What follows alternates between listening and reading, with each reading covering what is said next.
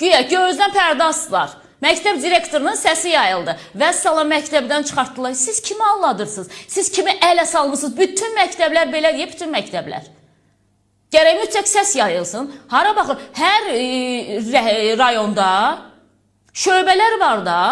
Elm və Təhsil Nazirliyinin şöbələri var, təhsil idarələri var. Elə bütün günü kabinetdə oturmaqla məşğulsuz. Nəyinə məşğulsuz? İşinizin adına da bir baxın, görün də bu məktəblərdə.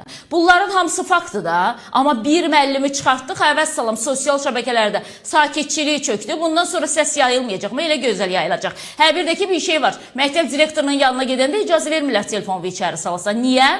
Çünki orada rüşvətxorluq haqqı hesab söhbəti gedir. Ona görə də qoymurlar məktəb direktorunun yanına. Bütün məktəblərdə son zəng üçün pullar yığılır. Bütün məktəblərdə. Elə ailə var ki, bugün o uşağı üçün 250 manat son zəng pulu verə bilmir. Axı bu mümkün deyil.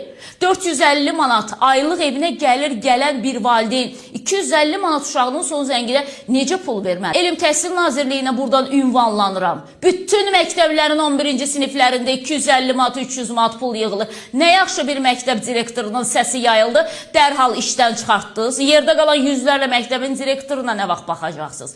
Nə vaxt bir mənalı şəkildə Elm və Təhsil Naziri Emin Əmrullayev yumruğunu vuracaq stola, deyəcək məktəbi bazara çevirməyin. Bu sizə haqq vermir. Tələb eləyəsiniz ki, ay qızım, niyə pul vermirsən? Çünki ay qızımın evindəki ay qızıma pul vermir də, ay müəllimə, ay direktor. Bunu anlamaq çox mu çətindir? Siz şagirdləri bir-birinin yanında nə qədər aşağılayacaqsınız, nə qədər alçaldacaqsınız? Sizə görə mən tədbir eləməyəcəyəm. Axı bu ixtiyarı məktəb direktoruna, ümumiyyətlə haransa direktorda heç kim vermir ki, siz bu şəkildə 11-ci sinif məzununu aşağılayasınız.